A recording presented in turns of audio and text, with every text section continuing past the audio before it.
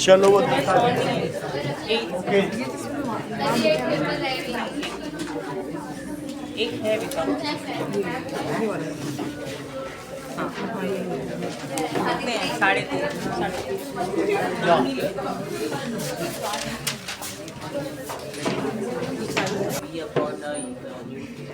3.5 total distance divided by क्या होगा बताइए? Total distance divided by number of waves. ठीक है, फिर से देखो, divided by number of waves. Okay, चलो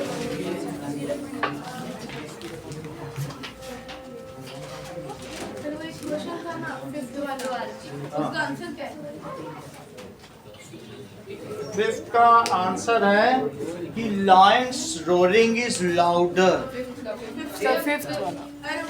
वेवलेंथ कैलकुलेट वो तो करने में पता चलेगा, बुक का ही क्वेश्चन है, वो इंटेक्स में दिया है। तो बस वो नीचे लाना था। चलो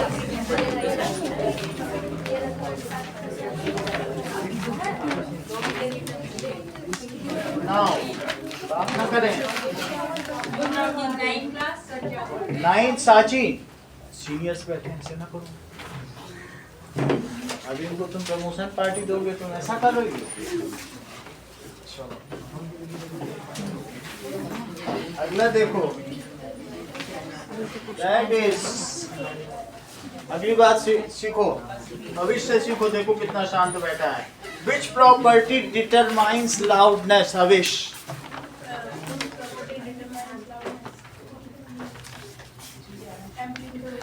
यस। इंटेक्स्ट क्वेश्चन देखिए, पेज 132।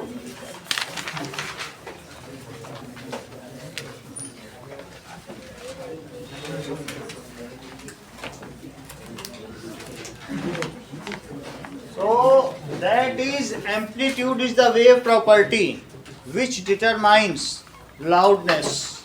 Okay, देखो amplitude determines loudness।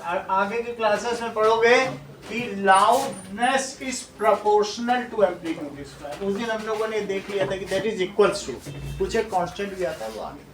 ठीक, चल दूसरा भी बताइए, which property determines pitch? Yes, that is if amplitude increases। बहुत अच्छी बात कही। Then loudness also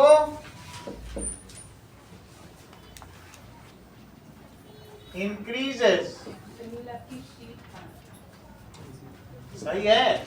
अब अगला देखो, ए और बी। उसके नीचे रखो ना। Pitch is determined by, if frequency is more then pitch is more।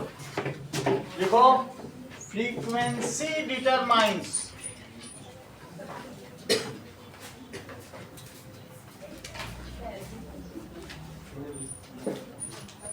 pitch। सही है। Now frequency determines pitch। If frequency is more then pitch is more। ठीक ही बात है, हाई कर। If music is louder then it becomes noise। सही है, तो सब जानती है। अगला सवाल देखो, that is example 11.1। ये बात हो गई। आशना, वेवलेंथ, फ्रीक्वेंसी और स्पीड ऑफ साउंड में क्या रिलेशन है? इधर रिलेशन बताइए, फार्मूला बताइए कोई। V is equals to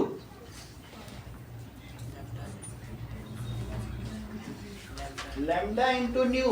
lambda is equals to, this is बनाओ। ठीक है, nu is equals to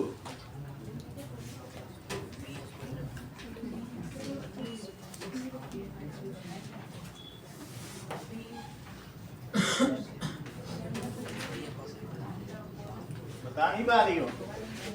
चलो न्यू इज इक्वल्स टू, अच्छी बात है। चलो कहने का मतलब है हम लोगों ने बहुत सारे फार्मूले देख लिए, वी के देख लिए, लैम्डा के देख लिए, न्यू के देख लिए। बोलो बात समझ आ गई कि नहीं? और चौथी चीज कौन सी देख ली बताइए? टाइम पीरियड भी देख लिया। और पांचवी चीज लाउडनेस भी देख ली। इतनी बात समझ आ गई? तो जब तुमने इतनी सारी चीजें देख ली तो मुझे इनके फार्मूले बताइए, और ये किसको सिंबलाइज करते हैं? कैपिटल टी किसको सिंबलाइज करता है? जरा ये तो सिंबल्स हैं, ये अगर सिंबल्स हैं तो इनका फिजिकल क्वांटिटी कौन हुई? दिव्यांश ये बताओ, इसके लिए क्या लिखे? वी किसके लिए लिखते हैं?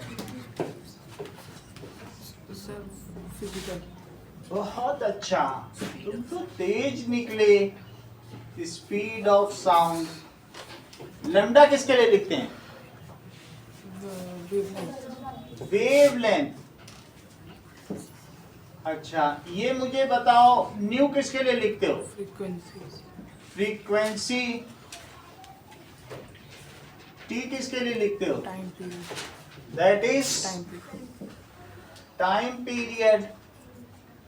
लाउडनेस का कुछ भी नहीं, लाउडनेस है, इसे एल से डिनोट किया जाता है, तो लाउडनेस यहां लिखो। और ये मुझे बताओ, ए किसके लिए लिखते हो? बताओ। एम्पलीट्यूड। फिर स्मॉल एन किसके लिए लिखते हो? देर लगा रहे हो बताने, आप बताओ। करेक्ट। नंबर ऑफ ऑसिलेशन, ये हर चीज जानते हैं। इतना कैसे तुम्हें पता? स्मॉल टी किसके लिए लिखते हो? Total time taken. तो अब आपके सामने अनवी इन सब के फार्मूले बताएंगे। तो दैट इज फार्मूला बताओ। V इज इक्वल टू, हाँ दैट इज न्यू लैम्डा। सही है। अच्छा लैम्डा का जिज्ञासा फार्मूला बताओ।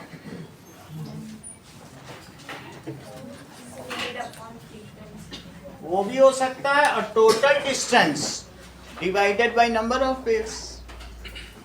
टोटल डिस्टेंस और नंबर ऑफ वेव्स से कर दो तो भी आ जाएगा ना। इसके दो फार्मूले हैं। लैम्डा का अनुष्का इससे बनाओ जरा। एक तो v is equal to nu lambda हो गया, तो अगर v is equal to nu lambda है तो Anushka lambda is equal to क्या हुआ? v upon nu. सही है। और दूसरा फार्मूला यहां से देख के बताओ। ठीक कहती हो, total distance upon number of waves. Okay new बताइए अनवी। न्यू के लिए तो फार्मूले बताओ। बताओ इसमें। वी बाई, तीन फार्मूले बताने, एक से काम नहीं चलेगा। रिद्धि तीन के लिए हाथ उठाइए। Nu is equals to V by lambda. दूसरा बताओ। Number of oscillation upon total. ये तो सब जानती है, that is N by T. तो फिर एक और बता दो। हर चीज जानती हो। ठीक है। अब कैपिटल टी के लिए Deepika. Total time taken upon number of oscillations.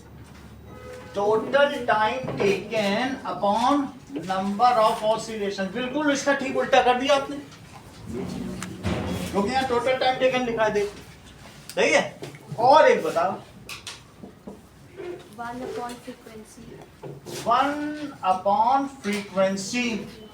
Loudness के लिए अविश बहुत जानते हो, मोजीद से भी पूछ लेते हैं। बताओ। बहुत तेज हो। हाँ आरिशा बता दो। It is so simple.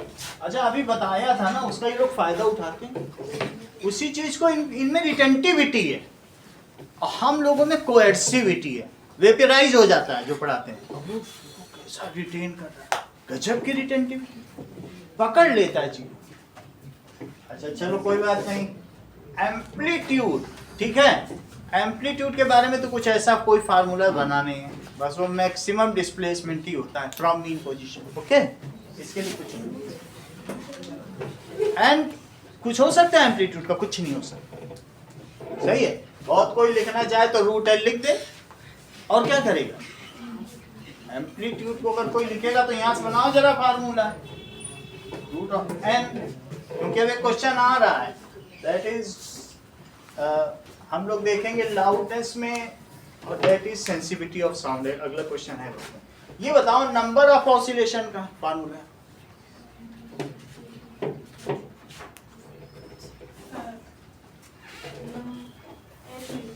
अरे वाह, इनाम के काम किया है तुमने, लेकिन दूंगा नहीं।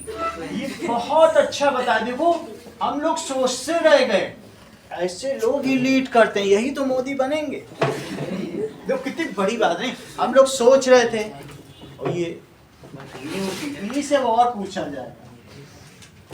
हाँ, टी का भी फार्मूला बना लो वहां से।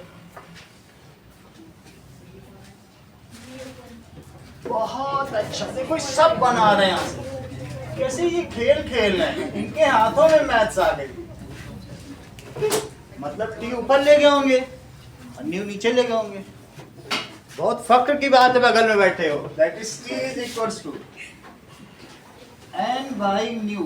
बोलो बात समझ में आ गई। अब तुमको ज्यादा कुछ नहीं करना है रोहित, तुमको भी अपनी कला का मुजाहिरा दिखाना है। That is equals to its unit. V की बताओ, जितनी आती है वे सभी यूनिट्स तुमको बतानी है। यहाँ बताओ वी बाई न्यू, लेमडा की,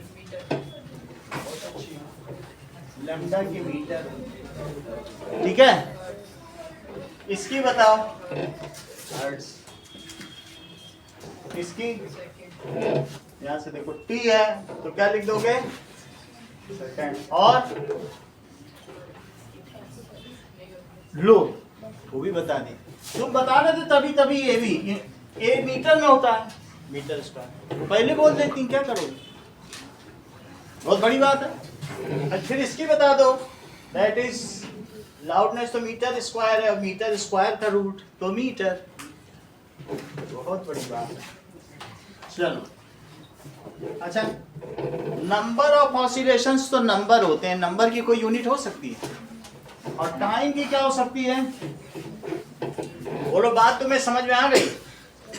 मेरा कहने का मतलब है कि जैसे ये है, तो ये लोग जिज्ञासा लोग बहुत अलग टाइप से बोलती हैं, ये कहती है मीटर पर सेकंड अपॉन हर्ट्ज, ये कई यूनिट बना लेती है, और वो हर्ट्ज भी ऊपर चला जाएगा। ऐसे हम भी चाहे तो बना सकते हैं, हर्ट्ज इनवर्स हायर प्रोफाइल 1/हर्ट्ज है, तो ये लोग कहती हैं हर्ट्ज इनवर्स, सर चकरा जाए दिमाग किसी का। ऐसे ये लोग इससे बना लेते हैं, इससे 3 यूनिट ये लोग बना लेते हैं। जैसे मैं न्यू की पूछूंगा तो ये लोग सेकंड इनवर्स बोलेंगे, क्योंकि सेकंड नीचे लिखा है। ऐसे वो इससे भी बनाएंगे, इससे भी बनाएंगे, ऐसे भी बनाएंगे। बोलो बात समझ आ गई। लेकिन हम लोग इन चक्करों में नहीं पड़ेंगे, हम सिंपल यूनिट बनाएंगे, और जब भी जरूरत पड़ेगी और ये टेबल बनाने को आएगी बना लेंगे। सही, आगे की बात।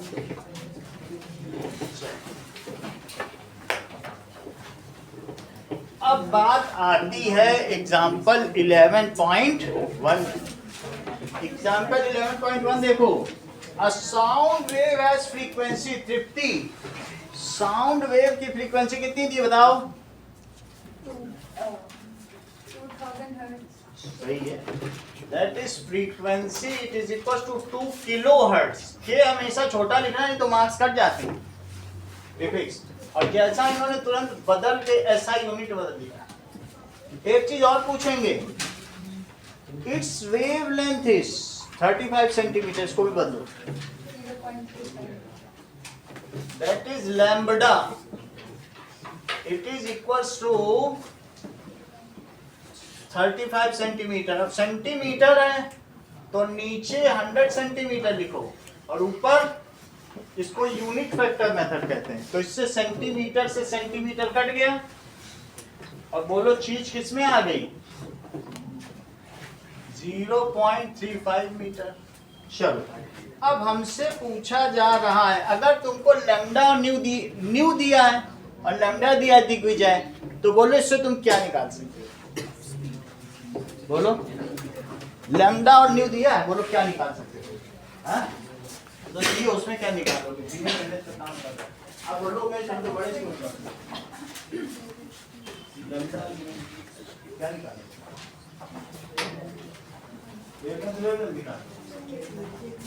क्या निकालोगे? Yes, when v and lambda and nu are given, frequency given है और लैम्डा है, तो बोलो इनका इंटर रिलेशन क्या है? स्पीड क्या होती है बताइए? 50। Correct, that is wavelength into frequency, frequency into wavelength. चलो इतनी बात हो गई। मोहजीत इसमें वैल्यू प्लेस करो। 2000 hertz into 35 0.35 हर्ट्ज इंटू 0.35 बोला जाता है, पॉइंट के बाद 35 मत बोला करो, 35 मीटर। अब हर्ट्ज को तुम क्या कर सकते हो बताओ जरा, यहाँ देख के बताओ। जैसे ये और कोई होता ना, ये लोग, तो ये लोग हर्ट्ज नहीं बोलते, इसे क्या बोलते? ये सेकंड है तो पर सेकंड क्या बोला जाता? हाँ देखो क्या चीज है, पर सेकंड है। तो इसको क्या लिख लोगे बोलो? हर्ट्ज को पर सेकंड, दैट इज पर सेकंड, या 1/सेकंड भी बोला जा सकता है, देख लो वहां। और इसमें यदि आप 0.35 मीटर से मल्टीप्लाई करेंगे तो जिकिशा क्या आंसर आने वाला है? पहले तो मल्टीप्लाई कर लो, 35 से 2 में 70 और 3 जीरो लगाओ और 2 डिजिट के पहले क्या लगा दो? इसमें है पूरा मल्टीप्लाई कर लो। अच्छा अब क्या आ गया? 700 मीटर पर सेकंड। ये तो स्पीड आई है अविश, लेकिन वो स्पीड से नहीं मतलब है। उसको कह रहा है कि साउंड इस स्पीकर ने प्रोड्यूस किया। देख लो यहां से स्पीकर ने प्रोड्यूस किया और उसे कितना चलना है बताओ? ले कहां जाना चाहता है? यहाँ एक दीवार है तो वो कह रहा है इस दीवार तक पहुंचना है, ये साउंड है ऐसे। तो 1.5 किलोमीटर जालौरी गेट तक पहुंचाना चाहता है।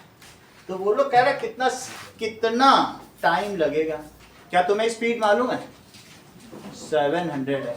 बहुत, वैसे तो एयर में नहीं होती, एयर में 350 होती है। कौन सा मीडियम है पता नहीं, हमें मालूम नहीं, कुछ होगा।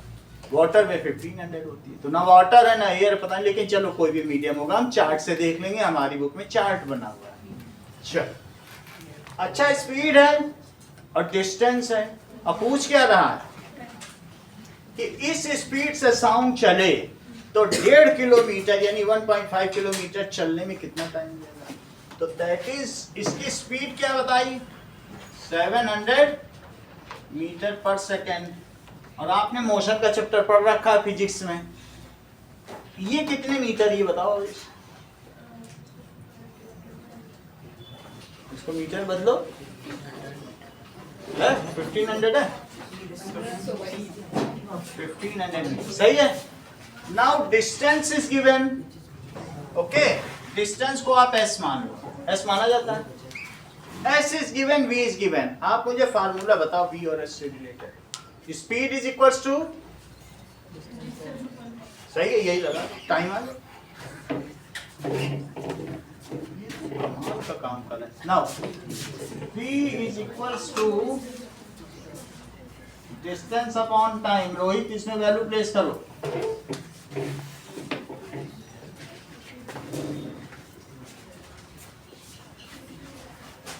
बताइए।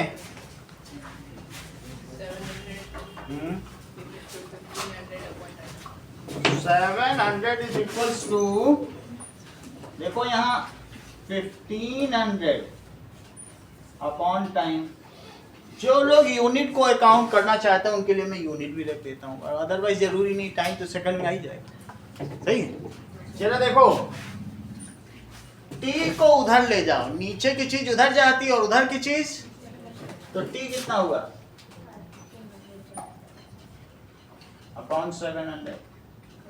बताओ 7 से अगर 15 कटा 2.1 आ रहा है।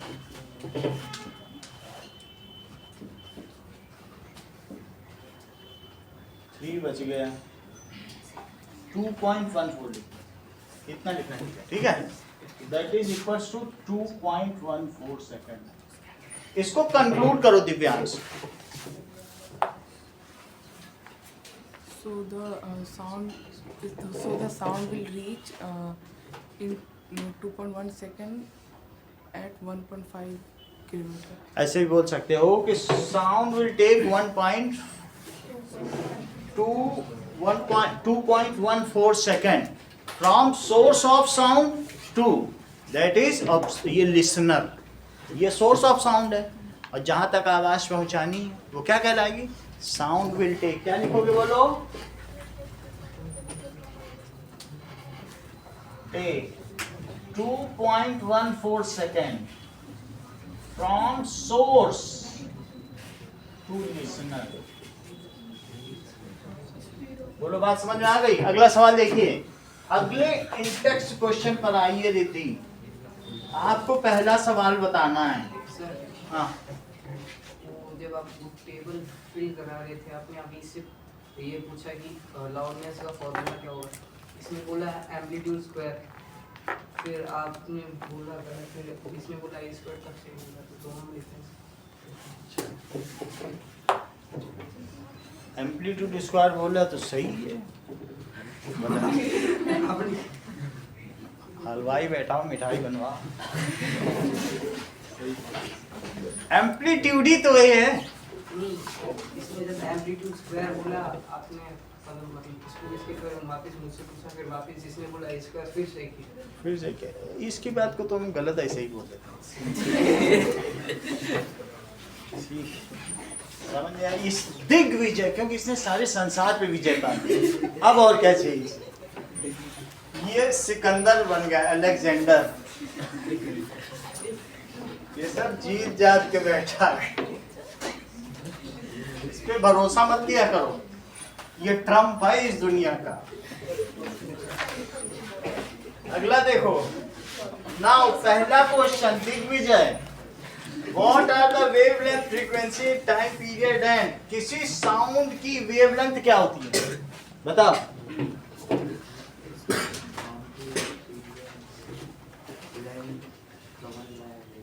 करेक्ट।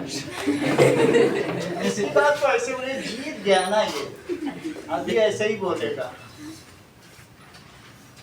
वेवलेंथ इट इज, ठीक है, distance between two consecutive crest और two consecutive trough, between two consecutive crest or to consecutive trough, और या ये भी कह सकते हैं to consecutive points of same phase, जैसे अनुष्का कहा करती हैं इनके बीच। अच्छा, कुछ लोग इसको भी वेवलेंथ बोलते हैं, ये तो ठीक है, मतलब आप इसे ना कहें कहीं से, यहीं से नहीं कहें, यहां से लो और यहां तक पूरी डिस्टेंस लेनी पड़ेगी, जरा से भी कम नहीं करना। कुछ लोग ये ऐसे दिखा देते हैं, ये थोड़ी चलता है, गलत हो जाएगा। टिप से टिप लो और फिर वहां से वहां ड्रॉ करो, और फिर उसे क्या दिखाओ, लंबा, इसको भी लंबा, सही है। To consecutive disturbances in medium of same phase, ठीक है। चलो, Riddhi, what does it mean by frequency? Number of oscillations per It is number of oscillation of particle भी लिख सकती हो और ऑसिलेटर जो दोलन करता है वो दोलन कारक कहलाएगा। किसका? ऑफ ऑसिलेटर या वाइब्रेटर पर सेकंड, नंबर ऑफ ऑसिलेशंस पर सेकंड। हाँ साची, ये मुझे बताइए टाइम पीरियड क्या होता है?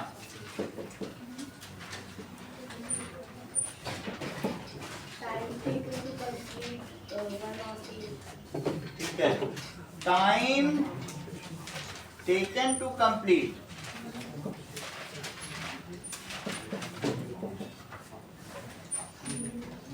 वन ऑसिलेशन, ये टाइम पीरियड हो जाएगा। एक चीज जो मैंने कहा आप भी बताइए, एम्पलीट्यूड क्या होता है?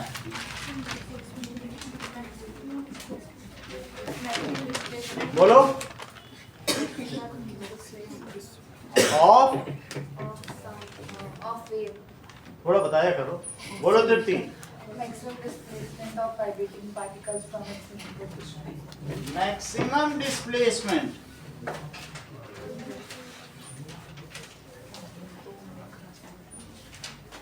of oscillating particle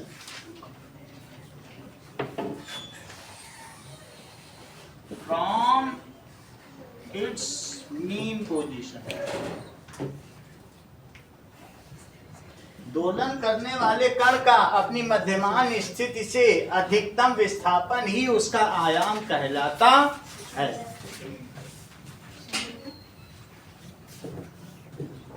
अगला सवाल देखिए आरिश।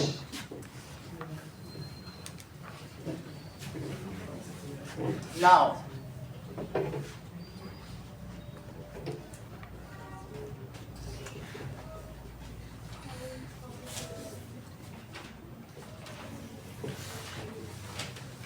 देखो, how are the wavelength and frequency of a sound wave related to speed, बताइए।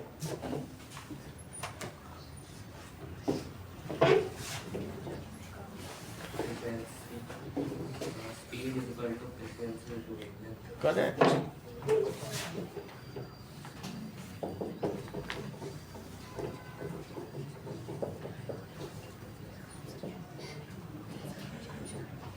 ओ जी, क्वेश्चन नंबर 3 देखो, ये तुम्हें सिर्फ बताना है दिया क्या क्या है और निकालना क्या है, और कुछ नहीं पूछेंगे। सर हमें फ्रीक्वेंसी दे रखी है कितनी दे रखी है? 220 हर्ट्ज और 220 हर्ट्ज, और बोलो। स्पीड दे रखी है स्पीड 440। 440 हमें मीटर। इसमें निकालनी है वेवलेंथ। वेवलेंथ निकालनी, फार्मूला बताइए और चीजें फीड करिए। सर यही वाला बताया करो हाँ बता रहा हूँ और इसी में डालो, बाद में निकाल लो। V upon mu is equals to lambda। ये सही है, लेकिन तुम ऐसे ही लिखो, एक ही याद करो, वहां पे रख के फिर बाद में मैथमेटिक्स लगा देना। V is equals to nu lambda. अब इसमें वैल्यू फीड करो। So 440 is equals to 220 into lambda। सही है, इनटू लैम्डा, तो लैम्डा कितना आ जाएगा? 2 मीटर। वास्तव में ये एक्चुअल साउंड की इतनी 2 मीटर की एक बनती है, तो 2 मीटर कितना आ गया बताओ? तो दैट इज 2 मीटर।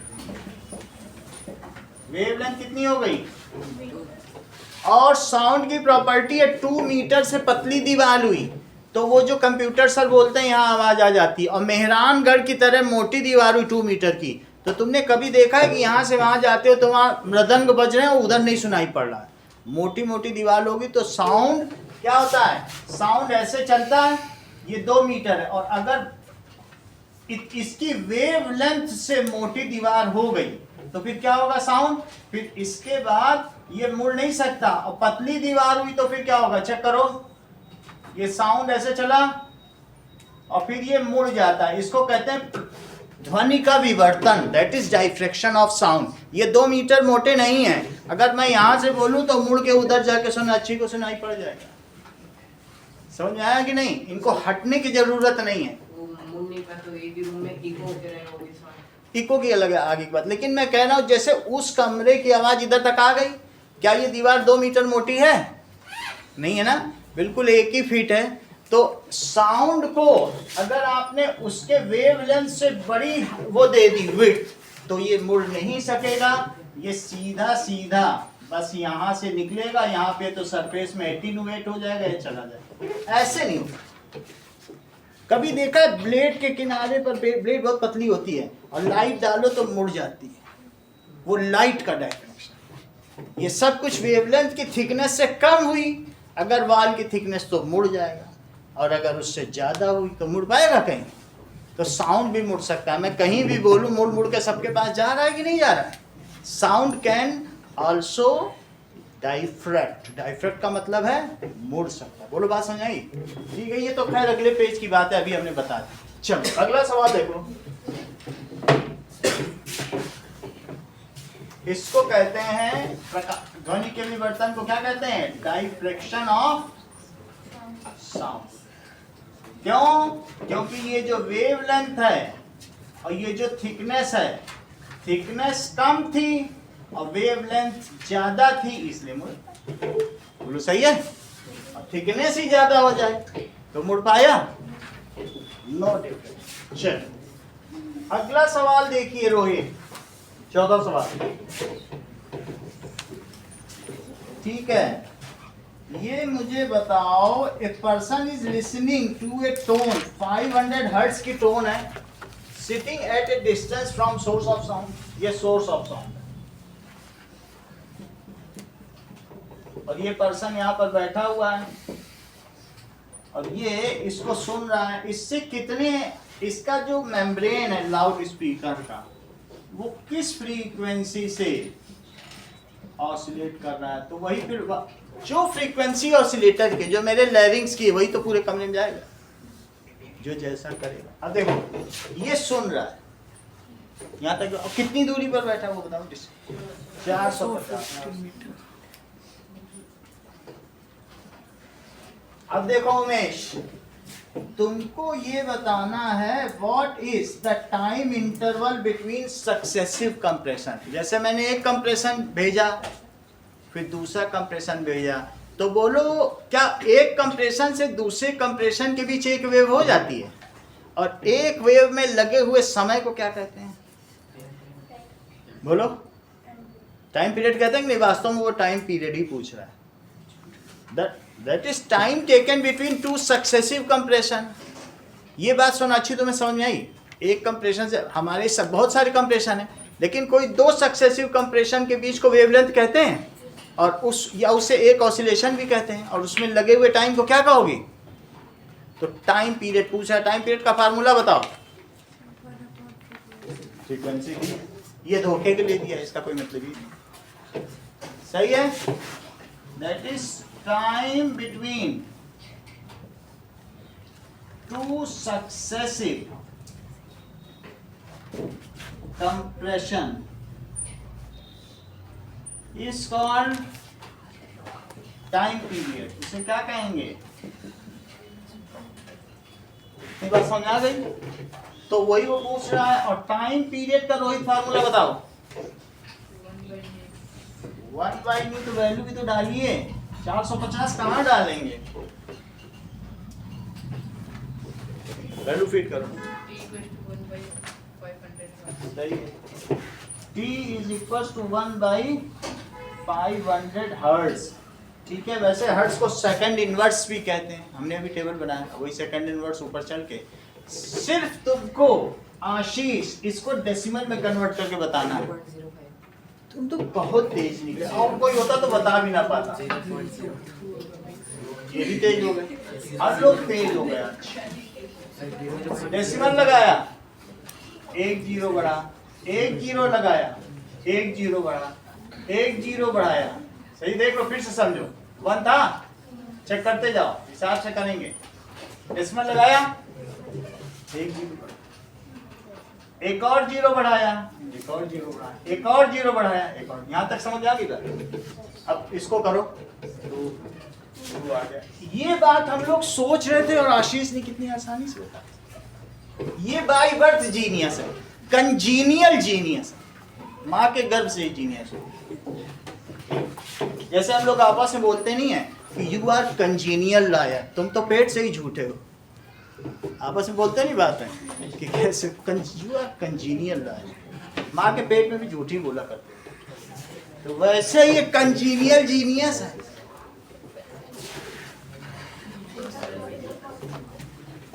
हम लोग कैलकुलेट ही करते रह गए। आशीष ने देखो, भगवान का आशीष है इसके ऊपर। अगला देखो नाउ क्वेश्चन दिया गया है कि बहुत इंपॉर्टेंट क्वेश्चन है, 3 डिफरेंस बताओ लाउडनेस ऑफ साउंड और इंटेंसिटी में। उसी के नीचे दिया है, ये कई बार पूछा जाता है। पढ़ो ये लाइन, नहीं पढ़ो, तीनों डिफरेंस बताने हैं आप। चलिए, और वही क्वेश्चन भी है अगला, इन टेक्स्ट क्वेश्चन, वो भी देख लो। आई दिया कि नहीं? So what is the difference between loudness and intensity?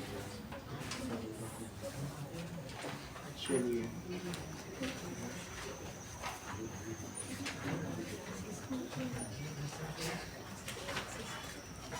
देखो इन टेक्स्ट क्वेश्चन नंबर पेज 133, पहला सवाल।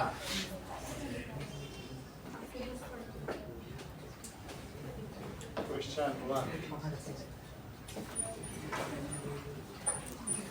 लाउडनेस ऑफ साउंड,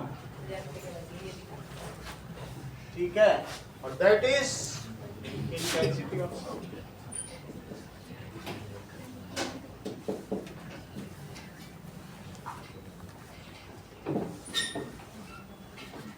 अच्छा, ये तुम्हें इंटेंसिटी ऑफ लाइट तो पता है ना?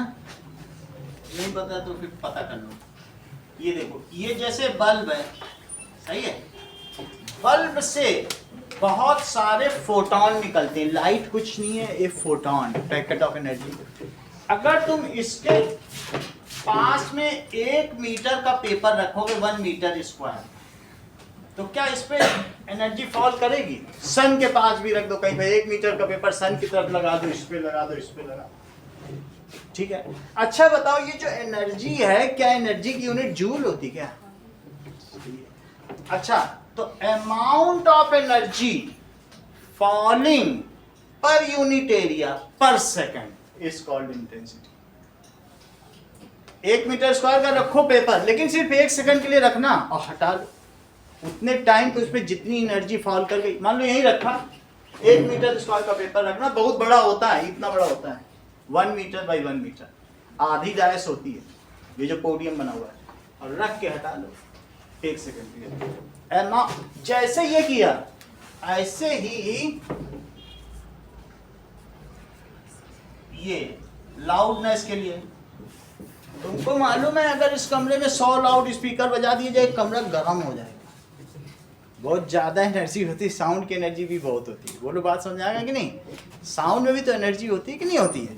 ठीक है, तो अब इसमें भी एक पेपर रखो, कितने मीटर का और कितने सेकंड के लिए रखो, बोलो?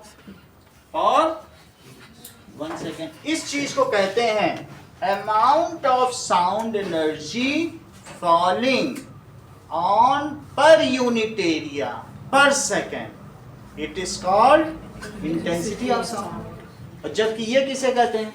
दिस इज स्क्वायर ऑफ, बोलो दोनों में फर्क समझ में आ गया? ये तो पहला अंतर है। इस चीज को नाउ इट इज, ये क्या होता है? Square of amplitude. ये क्या है बताओ? It is amount of sound energy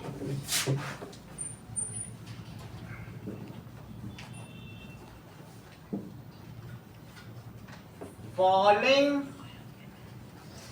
on unit area per second। फिर से देखो, इंटेंसिटी को आई से डिनोट करते हैं, जबकि इसको किससे डिनोट करते हैं? इसको ए स्क्वायर लिखो। देखो अभी अभी बार बार मोजित नहीं बताएगा, अभी बताया ये नहीं कि तुम सोचो बताते ही रहेगा वो। ये देखो टोटल एनर्जी फॉलिंग, कितनी भी एनर्जी फॉल कर जाए। अच्छा अगर बताओ गिवन एरिया, अगर तुम गिवन एरिया से डिवाइड कर दोगे तो यूनिट एरिया पे आ जाएगा। मान लो 2 मीटर पे इतनी गिरी तो 1 मीटर पे कितनी, 1 मीटर का तो और साथ में गिवन टाइम से डिवाइड कर दोगे तो पर सेकंड आ जाएगा। ये बात अनिकेत तुम समझ पाए ना? मान लो 4 सेकंड में इतनी गिरी तो 4 से डिवाइड कर दो तो क्या पर सेकंड नहीं आ जाएगी? तो गिवन टाइम। कहने का मतलब है अगर इसकी यूनिट की बात की जाए, अब अगला चीज बोलो, एनर्जी की यूनिट क्या होती है? बिल्कुल सही। और टाइम की और गिवन एरिया की, इतनी बात तुम्हें समझ आ गई? सिर्फ तुम इतना बता दो जूल पर सेकंड को क्या कहते हैं।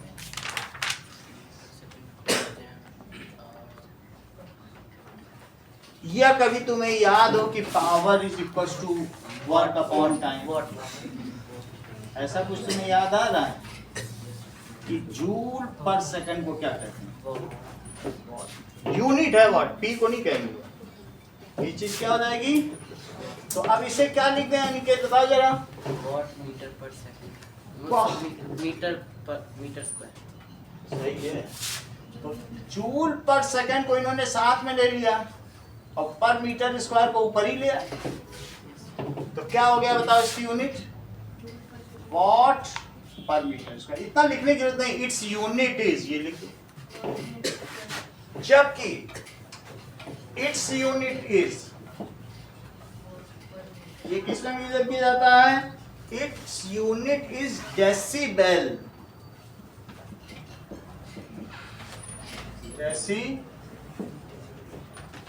इस समय अगर सब लोग शांत हो जाएं तो इस कमरे का 5 डेसिबल तक भी साउंड रहेगा, क्योंकि ये शहर है, बहुत तरीके के शोर है, उसकी हम लोग को आदत पड़ चुकी है। बहुत सीरीन प्योर, अगर तुम्हें एटमॉस्फेयर चाहिए जो बिल्कुल शांत हो तो पहाड़ियों पे चले जाओ, वहाँ 0 डेसिबल। तुमको यहाँ पता नहीं चल रहा है, लेकिन जब वहाँ जाओगे तुमको एक अजीब सी शांति लगेगी, क्योंकि यहाँ जो बहुत सारी गाड़ियाँ और ये सब चल रही ना, उनकी आदत पड़ गई हमको। बोलो बात समझ आ गई? और अगर तुमने अपनी बर्थडे पार्टी में 80 डेसिबल से ऊपर लाउड स्पीकर बजा दिया तो 3 महीने की सजा और 5,000 का जुर्माना, सरकारी नियम। 80 डेसिबल से ऊपर साउंड नहीं बजाना है। और कभी अगर हॉस्पिटल है तो उसके बाहर जो हॉन्किंग है वो मना है, क्योंकि 50 डेसिबल से ऊपर का साउंड क्या होता है कि that is harmful to patient. अगर 80 डेसिबल के ऊपर का साउंड है then it can produce deafness to your ear. कान को धीरे धीरे क्या करेगा? सुनने की शक्ति कम हो जाएगी। ठीक है। अच्छा तुमको ये बात मालूम है कि इसके अंदर एक ईयर ड्रम या कान का पर्दा है जिसको टिम्पैनिक मेम्ब्रेन कहते हैं। तो जो भी चीज उसमें एनर्जी पड़ती है हमारे कान में पड़ती होगी। अब उसके बारे में जरा देखो कि उसमें दो डिफरेंस समझ में आ गए। इसकी यूनिट डेसिबल है, मोर देन 80 डेसिबल वो आगे भी बुक में दिया, अगला पैरा, तो उससे अभी हमें लेना देना नहीं, बट ये डेसिबल में होता है। More than 80 decibel is illegal. सही है। कितने से ऊपर? 80 dB। डेसिबल को क्या कहते हो? इट इज, इससे लेस होना चाहिए। बेल इसकी यूनिट है क्योंकि ग्राहम बेल ने बनाया था, और डेसी का मतलब है 1/10 ऑफ बेल। जब मैं कह समझे ना, साइंटिस्ट का क्या नाम था? ग्राहम बेल, जिन्होंने फोन और हॉर्न ऐसे बहुत सारी चीजें, मेगाफोन ये सब आविष्कार किया था। तो ऐसे इन सब मेगाफोन का आविष्कार करने वाले साइंटिस्ट का क्या नाम है? जैसे ये देखो मेगाफोन, इसका किसने आविष्कार किया? Graham Bell. ठीक है। तो उनके नाम पे इसकी यूनिट क्या पड़ी? बेल। और बेल का जरा 1 बेल कर दो तो deci of bel, it is 1/10 of bel, 1 bel. और ये 1 बेल, बेल किसकी यूनिट है? लाउडनेस की यूनिट है। 1 बेल बहुत ज्यादा हो जाएगा तो डेसीबल किया गया। 1 बेल में तो आदमी ही मर जाए, तो 80 डेसीबल। तो ये 1 डेसिबल का मतलब तुम्हें समझ में आ गया। 80 decibel is equal to 8 bel. कर लो, करके देख लो। 80 यहाँ रखो तो तुम यहाँ भी 80 रखोगे, 8 बेल इज सही। चल अच्छा, तुम्हें ये तो पता चल गया। एक और चीज लिख दो, फिर उसके बाद हम इसे बंद करेंगे। लाउडनेस डिपेंड्स ऑन, लो ये तो सब जानते हैं, depends on sensitivity of year. मान लो अगर हमारे ईयर बहुत सेंसिटिव है तो कहेंगे बहुत लाउडर साउंड है, और जो गहराई है उसके लिए लाउडर साउंड होगा, क्या होगा? जो डीप हो उसके लिए क्या होगा? जबकि ये किस पर डिपेंड करती है? It depends on source of sound, कितना आ रहा, कितनी एनर्जी पड़ रही है। जो डीप है उसकी कान में भी एनर्जी पड़ रही है, लेकिन बेचारे का टेम्पेनिक मेम्ब्रेन ही काम नहीं कर रहा है, या उसमें एक छेद हो जाता है। कई बार इस टेम्पेनिक मेम्ब्रेन में ना एक छोटा सा छेद हो जाता है, तो उसके कान में सू की आवाज आती है। ऐसा समझ में आ गई बात कि नहीं? ऐसे बीच में छेद होता है। क्यों? क्योंकि जो लोग नहाने के बाद कान का पानी साफ नहीं करते हैं, उनमें इस तरीके की डिफरेंस आ जाती है। तो डॉक्टर बोलता है क्या वाइप आउट नहीं करते थे? Loudness depends on sensitivity of year, जबकि इंटेंसिटी किस पे डिपेंड करती है? Of sound depends on source of sound. ये कहां से निकली उस पे, और ये कहां पहुंची। बोलो, बात समझ आ गई? It depends on